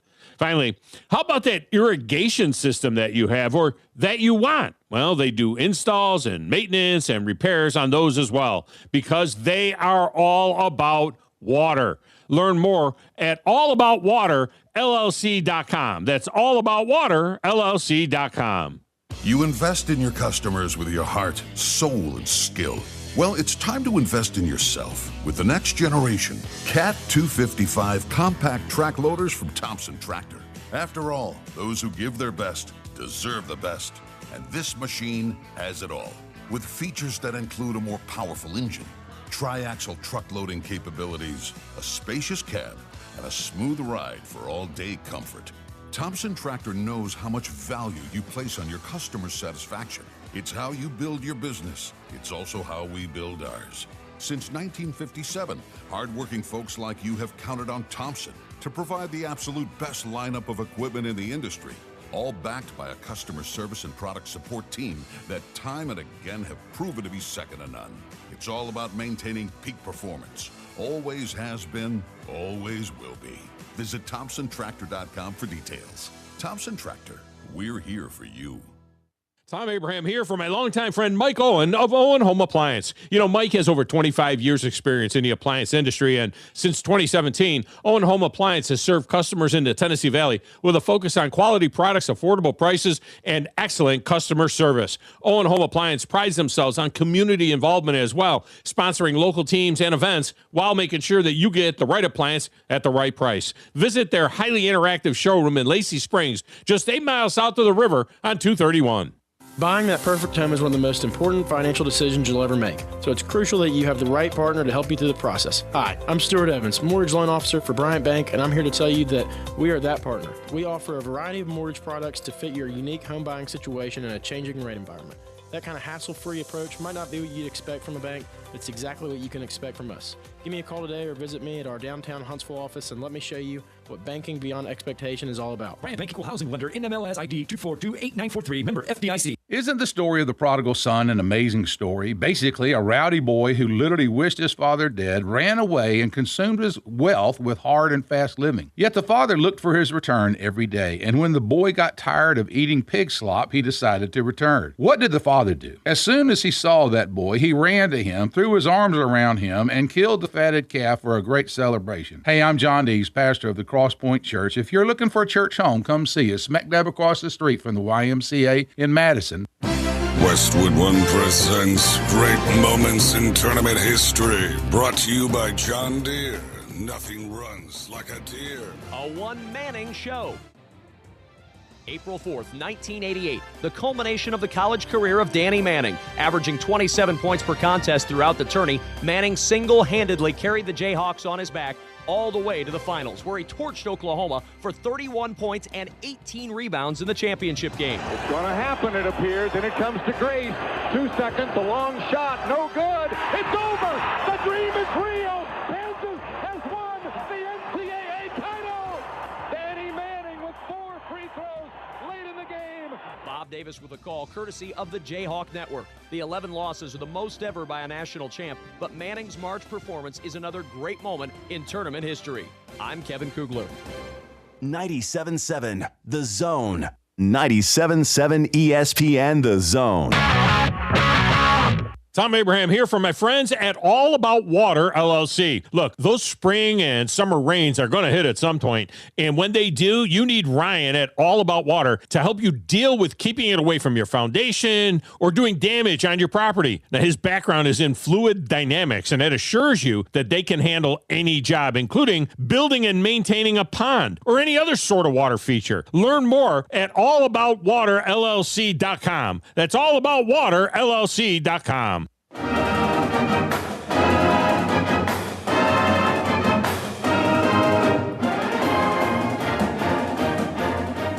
Welcome back into the Thom Abraham Show. John Abraham with you guys here on a Football Friday in the Doghouse. As we talked a lot of baseball, we talked a little bit of basketball. We talked with Ike Jones from the War Report about a little bit of what's going on with the Auburn Tigers.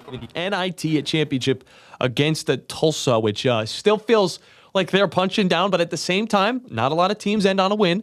And let's just say the Auburn Tigers could be one of 2 that end their season on a win. And Brody is so excited for it. He's jumping in his seat. I was going to say, I would rather punch down than not punch at all. So this is true. You guys are still, Auburn is still playing basketball. And that means you guys have something to watch at night, unless you're already kind of looking forward to all of the baseball that's going on. And for a lot of Auburn fans, they might also be Braves fans.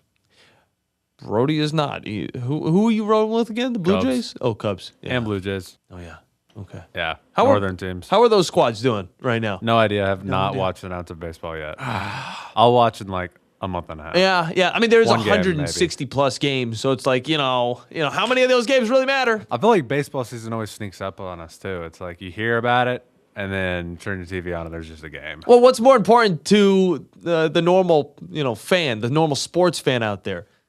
NFL draft conversation, the March Madness, or opening day? I think a lot of people would still say opening day, and still it's Final Four. But I mean, they usually mix this stuff nowadays. They understand that they're going to bleed into each other. But we will be talking with James Larsen here in just a moment from Pro Football Newsroom.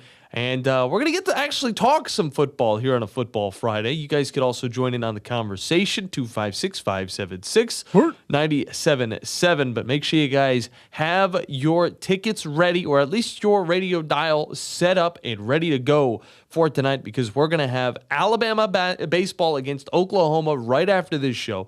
Then UAH baseball over on the Charger Zone. Then UAH softball over on the softball version of the Charger Zone. You'll know the difference. And you'll have Trash Pandas baseball as they play up against Biloxi in their home opener, in the opener of the season, as well as Braves versus the Diamondbacks later tonight. There is so much going on when it comes to the hardball, and you guys are going to get your fill of it here on 97.7 ESPN The Zone. And if you're listening on the other stations, of course, they probably have their own stuff scheduled. But download the 97.7 ESPN The Zone app on Apple and Android devices. But now it is time to talk with an old friend of mine that we used to get back on the days of the afternoon blitz. That thing has been blown to pieces, and now we're here on the Thom Abraham Show talking with my good buddy, James Larsen with the Pro Football Newsroom. James, how are you doing today, sir? I'm doing great. We're a week into the UFL season. I mean, what more could you ask for? I'm doing fantastic. No doubt about it, and I'm very happy that you bring such good energy when it comes to this league, because I'm still hearing people, they kind of moan and groan. They're like, more football, it's spring league. But for me and you and a lot of people, it seems this year, there's a little bit more hype around this league. What maybe would be that reason? Is it just because we've had multiple years of this now and people are getting acclimated with the spring football? Or is it something that we might not know of just yet? Well, I mean, the big thing is we've got new ownership, right, with Mike Rapoli. And with that came some new markets. And that's really where this new energy has come from, with just the marketing that he's brought to the table, kind of the energy that he's been able to establish with, we already have Fox and ESPN involved, of course, but we've got some really cool partnerships. I mean, they've been doing stuff with Barstool Sports a bunch as of late. John Gruden's been getting involved a little bit. So across the board, look at these halftime shows. You've got DJ Khaled in Orlando. You've got Ludacris in Houston coming up this week. Gucci Mane in Birmingham in just a couple weeks. If you're down there, man, you might want to check that out. Cheap tickets, Gucci Mane at halftime. It's going to be fun. Come on now. I'm looking over at Brody on the other side of the glass. I'm just like, hey, Gucci Mane, come on. We can go down to the UFL Birmingham Stallions game. Come on. It's not a long drive. I think he'll actually be somewhere else. So, I mean, I might just go alone. Regardless, that actually sounds pretty fun. And, obviously week one comes and goes. And I was watching some of these games on TV, and I got to admit, dude, the crowds, the energy, it seemed like it was there. Were you at any of these week one matchups? And how was it in person, actually? And which game was it? I was. I actually got to go to two. The first one I went to was opening night in Louisville, which I got to say, shout out to that crowd. I mean, they sold out the stadium. Not every seat was filled. It was cold. There were some weather issues. But, I mean, across the board, the energy there was tremendous. I think it'd be a top 3 atmosphere that I've been a part of in spring football so far. Obviously, St. Louis is the marquee market, right? D.C. is also a great atmosphere, but the UFL kind of heading into these soccer-sized stadiums is a tremendous addition to the league this year. I think that's kind of that's what they've been missing, I mean, like Mike Rapoli, the new co-owner, talked about, you turn on these games and sometimes it does look like you're watching COVID football, right? I mean, when there's hardly anyone in the stands in Houston and Memphis, et cetera. So to kind of get into these smaller stadiums and to really kind of boost this league heading into 2026, it was a big move by him, and I've been impressed so far.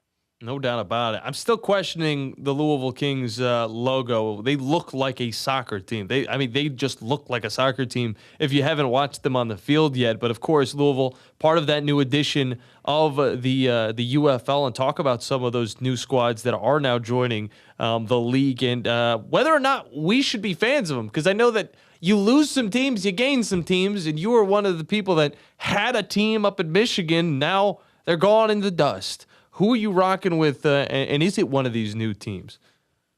Well, for me personally, I've actually never been a fan, even when the Michigan Panthers existed. No. With myself covering the whole league, I wanted to stay non-biased. No doubt. And, bipartisan. So I actually was not a fan of the Panthers, although I do love the team, and I'm really sad they're not here anymore. But, if you're in some of these new markets, like, the Louisville Kings, they're going to play a fun brand of football. Jason Bean is their quarterback. That's a guy, Kansas Jayhawks standout, dual threat kind of guy. The Orlando Storm, I think they might be the best of the 3 new teams, because they've got Anthony Beck as head coach, and I'm sure we've talked about him before, John. He was in St. Louis with the Battlehawks for a few years, led them to the playoffs 2 years in a row. So he's now in Orlando, which is where he lives. So to have him there, the roster they put together there, they got Jack Plummer, former Carolina Panthers quarterback, starting at quarterback there, former Louisville quarterback as well. So they also, what's crazy is they've also got Dorian Thompson-Robinson on that roster as well, but he's QB too. So kind of a stacked roster there. And then Columbus, the final new team, they've got Ted Ginn Jr. as their head coach. John, I don't know if you knew that, but former Ohio State Buckeye, obviously played in the NFL for a long time. They've got him, and they've got Todd Haley as the offensive coordinator. So some pretty cool stuff in these new markets. And Columbus actually has their home opener tonight, which I was just informed that they've opened up some new sections. So good to hear. There's some real interest in these new markets. No doubt about it. And I looked over like multiple times to see what Brody would be, reacting to, and he reacted to 2 out of 3 of those comments. He is a fan of Jack Plummer, apparently. I had no clue, and I guess Brody, you're rocking with the Storm. It seems. Absolutely. Okay, you're rocking with the Storm. Yeah. All right. You're off to a good start. They're 1-0, and Jack Plummer led the league in completion percentage in Week 1. So shaping up to be a good team. No doubt about it. Now, there's also a new look when it comes to the uniforms as well. I'm not one to talk uniforms on this show, except for that's basically whatever. I do that every single time a new uniform comes out. But in this, we have, several new uniforms. Do you like the looks of the new style that this league is going with? I'll answer after you answer. Just what are you thinking from them? I love them. I think Columbus of the 3 has the best, color scheme. Their uniforms look incredible. And I didn't really know that something totally Aviators brand became a thing, but, Ohio, especially the Columbus area, they're huge on aviation. So that tie-in is really neat with the team brand. And there's just some nice little pieces there on the uniform that kind of tie into that. And, what's interesting here is the Houston Roughnecks rebranded to the Houston Gamblers. Yeah. That's a team that was in the USFL a couple of years ago. And if you haven't looked at their uniforms yet, I would definitely do so, because I think they might be the best of all of the new uniforms, because there's all this homage to, there's like card stripes, on the pant stripes. There's like all these little cool details. There's like a poker chip on the shoulder of the uniform. So some really neat, intricate details in some of these new uniforms. And the Louisville Kings have diamonds. Obviously royalty, diamond goes together. So across the board, they're pretty fun. Actually, the funny thing is the Orlando Storm is the one that I'm slightly confused about, because while the team logo is orange and purple, their home uniforms are black, which I'm not a huge fan of since they're playing in Florida, in the spring and early summer. So those guys are going to be wearing black at home is going to be tough during some of those hot days. But overall, great stuff from the UFL. Yeah, no doubt. And the way that I look at them is they're different, but they're different enough to be like, okay, this is football, but it's not like arena football different. It's just enough to make it its own, unique league where, tradition isn't fully set in stone right now. They can kind of have these styles and kind of find those without going way too over the top. That's kind of how I felt about it. No, I completely agree. And that's, Mike Rapoli, he's talked about how he wants this to be similar to arena football, but outdoors, right? Mm-hmm. Where, in arena football, you're right on the action, right? You're close to the field. And that's why, we have these soccer stadiums and some of these smaller venues in play this year, because they're going for that intimate approach, right? There's a reason why spring football has been around for a while. It gives more access to fans, right? You can do stuff in spring football that you can't do in the NFL. So taking that approach, I think, is smart here. Especially if you're trying to develop guys for the NFL, you're also trying to pack stadiums out, right? You want this to be a good product for the fans in the markets that you're in. So to be sustainable, that's what you've got to do, and I think they're on the right track. No doubt about it. Of course, we look at the Birmingham Stallions very closely here in the Huntsville area because it's the team that we really, are the ones visiting them. And of course, there's new leadership at the head coach position. Talk a little bit about that. Is this the same old Birmingham Stallions team that might be able to make another championship run, or is it a little bit of a work in progress with what they have now at the head coaching position? It's funny you ask that, because I would say they absolutely can make a championship run, even though it's a brand new era of Birmingham Stallions football, right? A.J. McCarron's the head coach now, former Alabama quarterback. He was quite literally in the UFL as a quarterback just not even 2 years ago with the St. Louis Battlehawks. Mm-hmm. But he's put together a good staff, and more importantly, he's put together a great roster. You look at this lineup on offense, I mean, you've got Matt Corral at quarterback, have running back Anthony McFarland, Snoop Connor, wide receiver, former first-rounder John Ross is on this team. Wow. That's the guy that runs a 4.22 40. You've got Laviska Shenault, who's a former second-round draft pick with the Jaguars. Justin Ross, another guy with the Chiefs. Deion Kane, we've talked about him over the years, right? He's been one of the UFL's best receivers. So, I mean, this offense alone is ridiculously stacked. So once they put these pieces together, right, they're learning a new system. A.J. McCarron's figuring it out as a coach, but they won their first game, and if they can kind of continue to gel here over the next few weeks, they have the potential to be one of the scariest offenses we've ever seen in spring football. Yeah, that's a lot of cool players that we've known throughout the years that honestly I didn't know still played. John Ross, this was a guy that came into the league a lot of people were hyped about, and then he kind of just disappeared. And I know Brody was looking at me whenever you brought up Justin Ross, was it? Yeah, former Clemson wide receiver. Yeah, I guess Brody he's a Chiefs fan. He wasn't too much of a fan of him, but who knows? Maybe he's more elite in this level of football. He's trying to get back into the NFL. That's just what it's all about. But having a lot of fun with this conversation because, of course, there's so many changes that happen to this league every single year. And James Larsen from the PF Newsroom is able to kind of update us on those changes and talk about, the biggest differences from last year to this year when it comes to the on-field, play. Is there new rules, new things with the refs? Is there any new technology that the UFL is experimenting with? What has kind of caught your eye the most? Well, have you heard about the 4-point field goal, John? I did not. I guess I must have missed the 4-point field goal, huh? Well, we made history this week because Matt Refrain with the DC Defenders knocked through the first 60-plus yard field goal of the year, which meant it counted for 4 points. John, you won't believe this. The opening score of this game was 4-0. I don't think we've ever seen that in football, ever. So that was pretty unique. But, honestly, I think it's a cool rule change, right? I mean, we've seen kickers go to the NFL, right? Your guy, Brandon Aubrey. Now he's with the Cowboys. Mm-hmm. Jake Bates up in Michigan with the Detroit Lions. These guys are rocking kicks from 60-plus. And, Mike Rapoli was thinking, what's the way we can kind of make this a little bit more interesting? If you can make a kick from 60-plus, you get an extra point. So 4-point field goal, that's a pretty interesting one. Another rule change that I think is very unique that we've already seen change the way the game is played is you can't punt if you get past the 50-yard line. So if you get past the 50-yard line, and even if you take a sack and go back behind the 50, you still need to go for it. What? So for one, they're trying to encourage some of these longer field goal attempts. And then secondly, for a defense, if you can get a stop there on 4th down, it completely changes the game because instead of the team being able to pin you, inside the 10, 5-yard line, you just ball in midfield. So some pretty interesting changes there. And so far, it's definitely played into a bit of a different outcome for some of these teams. Now, 4-0 is crazy score. Like that is like 2 safeties in the NFL. But I totally agree with that, honestly. I think it's really cool because you can just do a chip shot 20-yard field goal or you could do a 60 and it's still the same 3 points. Now, obviously, it's the same with touchdowns. You throw a Hail Mary and it gets into the end zone. It's the same amount as just a normal run into the end zone.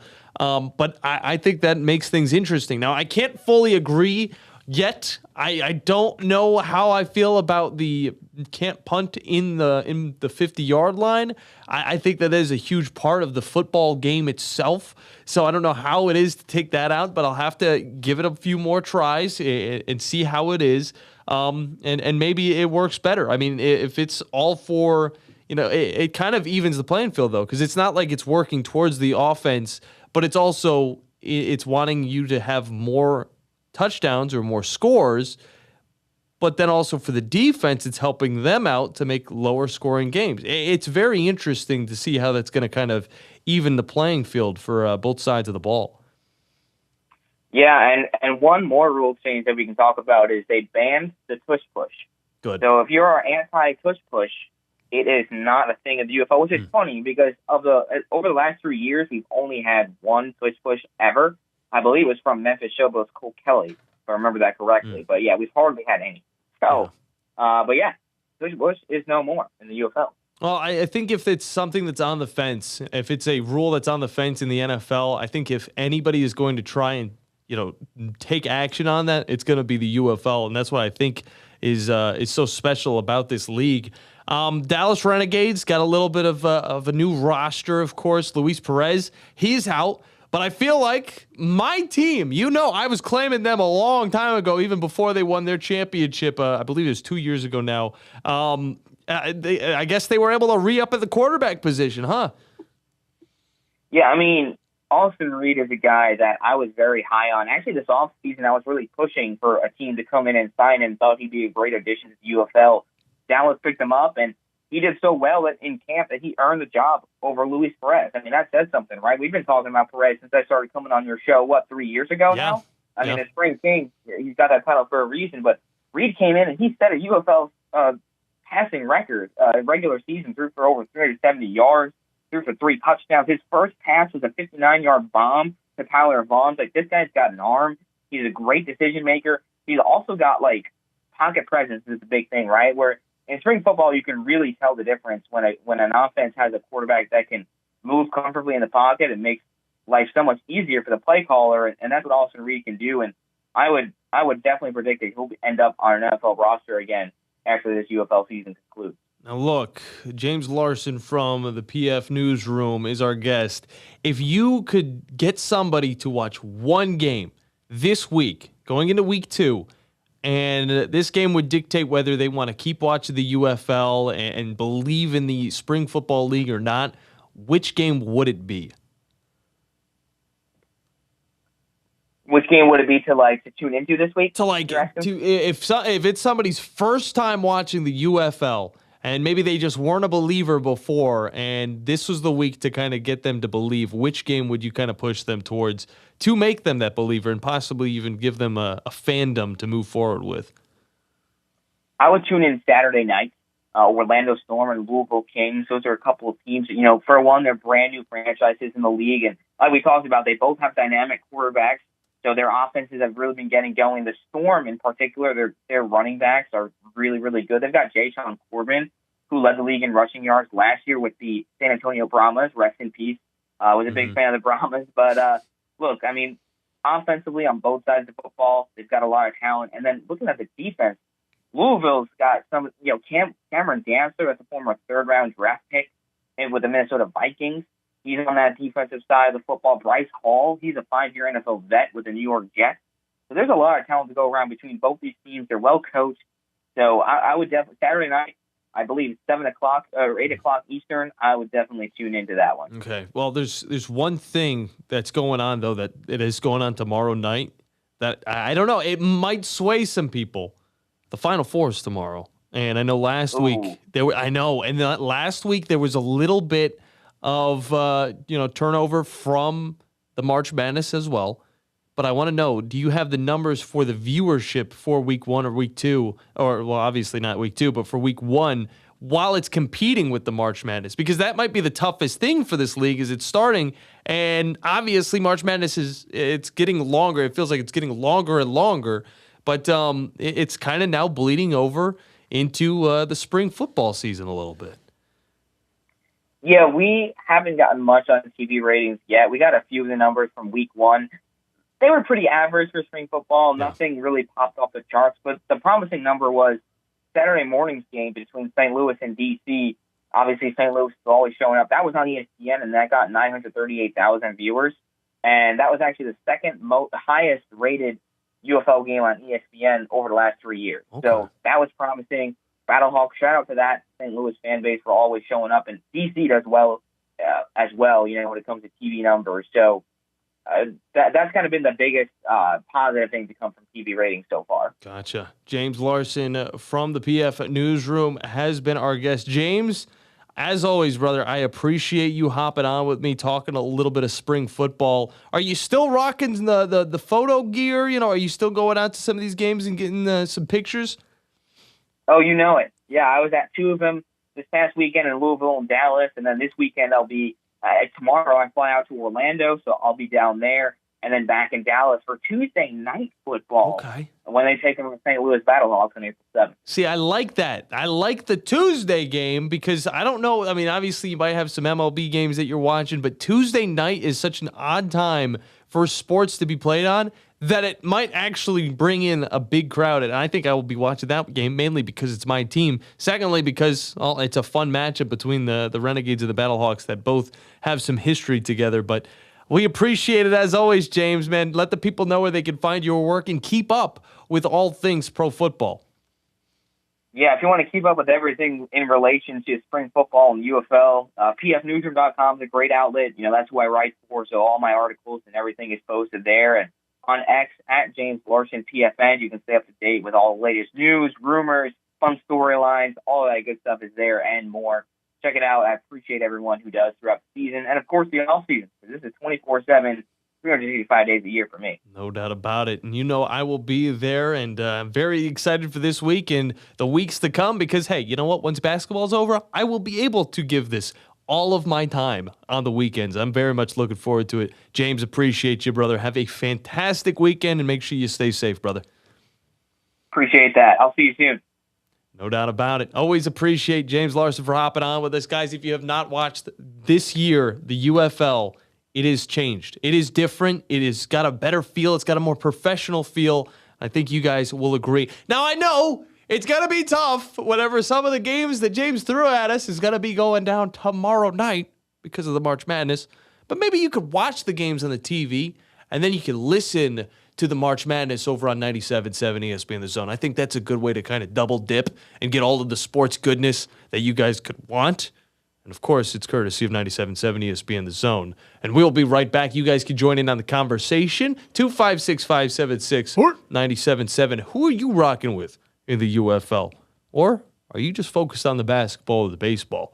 I want to know it now on 97.7 ESPN The Zone, on ESPN Winchester, on WNSR. It's all coming up next here on the Thom Abraham Show.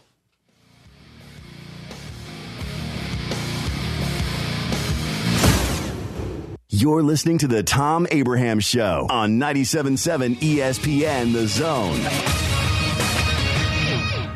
It's softball time in Alabama, and the best place for your travel softball team is to play with USSSA softball. Not only for the best travel team tournaments, but for recreational softball tournaments all around the area, as well for your high school level softball team. Plus, the USSSA National Championship this year is at the Gulf Shore and Orange Beach and the Foley Softball Complex. Now, for more information, visit alfastpitch.uSSSA.com. That's alfastpitch.uSSSA.com. From heirloom diamonds to contemporary jewels, Loring & Company is the place to find something truly special. Whether shopping for a diamond ring for that once-in-a-lifetime occasion or marking a milestone birthday or personal achievement with a Rolex watch, you'll find just the thing in our edit of the world's most sought-after brands, including David Yurman, Roberto Coin, Marco Bicego, and Fopay. Expect a treasure trove of the world's most unique, even breathtaking earrings, rings, necklaces, and bracelets, making choosing just one piece a challenge in itself. Loring & Company Jewelers on Airport Road. These days, saving time is important, and saving money is even more so. That's where Eagle Masonry and Insulation comes in. Over the years, Eagle has expanded their services to meet the needs of folks like you in our area. If you need masonry, brick, stone, or block work, Eagle should be your first call. They can even help if your property needs grading, erosion control, and Eagle can handle dirt haul-off. Call Eagle Masonry and Insulation today at 256-755-1556. Eagle saves you time, and Eagle saves you money.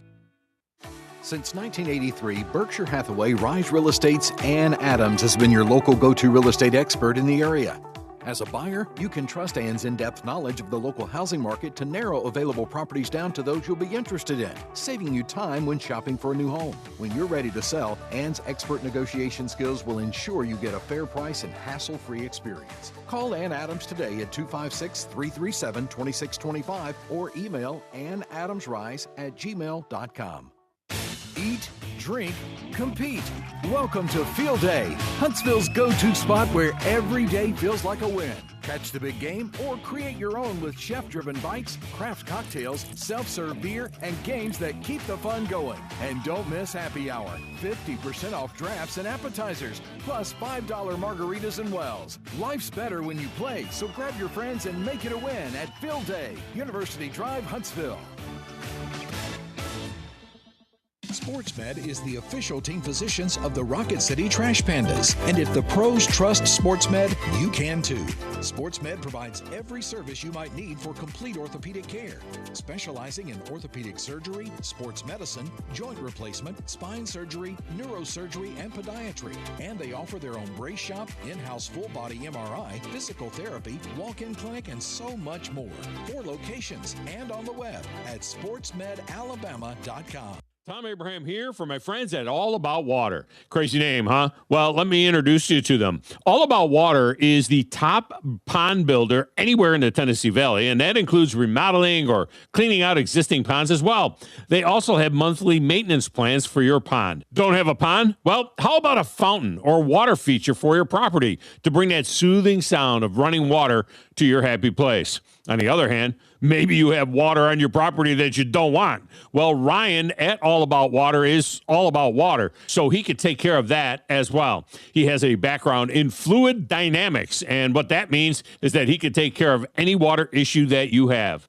Finally, how about that irrigation system that you have or that you want? Well, they do installs and maintenance and repairs on those as well, because they are all about water. Learn more at allaboutwaterllc.com. That's allaboutwaterllc.com. You invest in your customers with your heart, soul, and skill. Well, it's time to invest in yourself with the next generation Cat 255 compact track loaders from Thompson Tractor. After all, those who give their best deserve the best. And this machine has it all, with features that include a more powerful engine, tri-axle truck loading capabilities, a spacious cab, and a smooth ride for all-day comfort.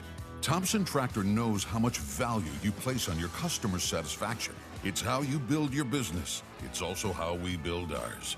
Since 1957, hardworking folks like you have counted on Thompson to provide the absolute best lineup of equipment in the industry, all backed by a customer service and product support team that time and again have proven to be second to none. It's all about maintaining peak performance. Always has been, always will be. Visit ThompsonTractor.com for details. Thompson Tractor, we're here for you. Now, Jimmy, you better not be eating that baseball again. Dad, I yearn for the sweet taste of the sport. This is the best that I got. Well, then, put down that ball and let's head over to the yard for something a little less rubber-y. Don't eat your glove this season. Take advantage of our Big Zone deals and head on over to the Yard Milkshake Barn right outside of Toyota Field, where you'll find sweet treats like the Biscoff Cheesecake, Sweet Heat Mango, Shirley Temple Floats, and so many more. It's the Yard Milkshake Barn. Make this summer a home run hit. 97.7 ESPN The Zone. Thom Abraham here for my longtime friend Mike Owen of Owen Home Appliance. You know, Mike has over 25 years experience in the appliance industry, and since 2017, Owen Home Appliance has served customers in the Tennessee Valley with a focus on quality products, affordable prices, and excellent customer service. Owen Home Appliance prides themselves on community involvement as well, sponsoring local teams and events while making sure that you get the right appliance at the right price. Visit their highly interactive showroom in Lacey Springs, just 8 miles south of the river on 231. And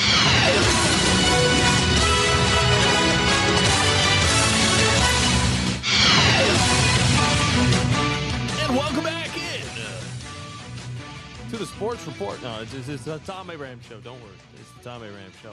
John Abraham here alongside Brody Hogan, a.k.a. Hollywood, as we have kept this ship afloat on this Football Friday where we've talked, I would say, at least 50% football, because the whole conversation with James was football. I would say that we talked a little bit of football at the beginning. We didn't talk about the Falcons' new uniforms, but I think Thom actually covered that in all of its glory yesterday because there wasn't really much to talk about. But I will say those might be my favorite numbers in the entire NFL at this point. And I know they're not 100% traditional, but looking at them, there's a way that they could capture the 2004 Falcons look in just a font. And I think they did just that. And I feel like now we're going to look at Bijan Robinson, and he's literally going to look like Michael Vick, but obviously in the Bijan Robinson build. He's a dog. He is a dog. You know, Michael Vick, he's said sorry many times for that. You know, he has. When are we going to let him down on that? When are we going to stop him with it, all right? Maybe he should have won a Super Bowl. We'd be talking about something else. But there is draft buzz going down. And Ty Simpson is being held up on high regard after his pro day just a week ago. Gotta say, pretty good looking. And I would say he looked a little bit more comfortable than Fernando Mendoza. Now, is that enough to kind of change the rhetoric around who should be picked first? Probably not. I think Tom Brady really likes what he sees in Fernando Mendoza. And on top of that, there's a little bit of a connection, I would say. Both of those guys are Northern, and I feel like Tom Brady might see a little bit of himself in a Fernando Mendoza. But, Brody, I'm going to throw it to you for a little bit of your draft talk, as you're the guy that's literally had your hand on the pulse the entire time you've been with the station. So, Brody Hogan. Well, I think the biggest thing in this draft is going to be the edge and linebacker group. It's very deep, but there is a fall off towards the end or middle of the second round, I should say. From what I'm kind of concerned about is when Ty Simpson does go, because I feel like that is going to cause a lot of issues as far as if the Browns take him with pick 6, then that means someone like David Bailey or Reuben Bain is going to fall past that. Mm-hmm. If you have someone like the Jets take him at 16, you're going to have guys like Cassius Howell, you're going to have Christian Miller, Lee Hunter, other defensive linemen that are going to fall further in the draft. So I feel like a lot of emphasis is on Ty Simpson and where he will end up. Yeah, and I think it is interesting because it's either he is going in the first round or he's not. I mean, obviously, that is the main thing. And I think it is a very high chance of him actually going in the first round. Now, where exactly will that be? I'm thinking around the 20s. I would think that would be the most realistic thing. But we did see Michael Penix Jr. get picked at the 9 spot just a few years ago. Teams might sacrifice a draft pick just to get a quarterback that they might think could be that franchise guy moving forward. I feel like we will see Ty Simpson as a first-round pick regardless. Even if teams value him as a second-round quarterback, having the option to have a fifth-year option on a quarterback is very valuable. So even if, let's say, Ty Simpson's available at 32, I don't think we'll see Seattle making that 32nd pick. I feel like they would trade out of it with a team like Cleveland or a team maybe like the Jets trading back into the first round to make a third selection. Well, we did get a little bit of info from Matt Miller, Jordan Reed, and Field Yates from ESPN. And Miller said there's a 25% chance of Ty Simpson going in the first round, but Reed goes on to say 75% chance. And then Yates said a 90% chance that he was going to get picked up in that first round. And I'm kind of in that Reed area right now. I think there's a 75% chance he's picked up in the first round. Quarterback position so valuable. And to think that we have gone through so many years of where there are multiple quarterbacks picked up in the first round, and to not have Ty Simpson, a guy that has those intangibles, the size, he's got the arm strength, he's got the accuracy. Is his mind there? I think it is, but to think of just one quarterback going in the first round, it seems a little bit far-fetched. And a guy that is so similar to a Fernando Mendoza in a Ty Simpson, I think definitely could go on to have a good career in the NFL for whichever team. And I don't think he's a guy that's going to find multiple teams. I think he's a guy that's going to sit down on one squad, either a second or third string quarterback. He's going to get his chance. And I think a team's going to ride with him, similar to like a Brock Purdy, obviously a little bit later down the road because Brock Purdy was kind of thrown into that role. But I think he could have that same amount of success. He is, in my opinion, one of the more accurate quarterbacks from Alabama coming into the draft compared to a guy like Jalen Hurts, compared to a guy like Mac Jones.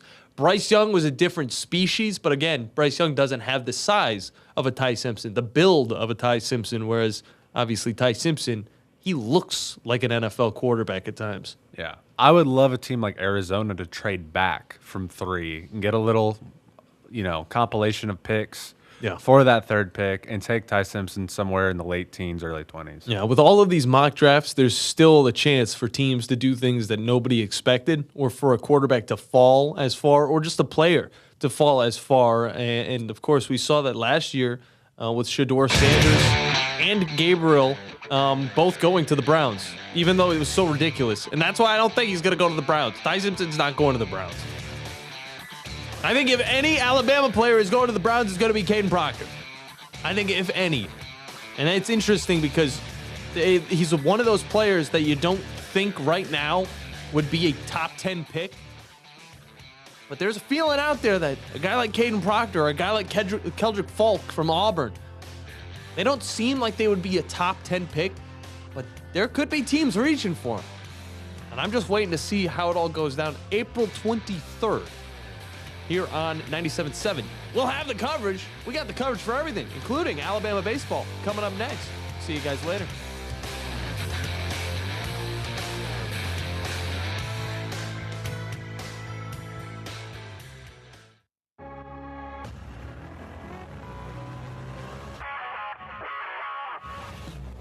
Scott Tyson here with your 97.7 ESPN, the Zone Sportsman.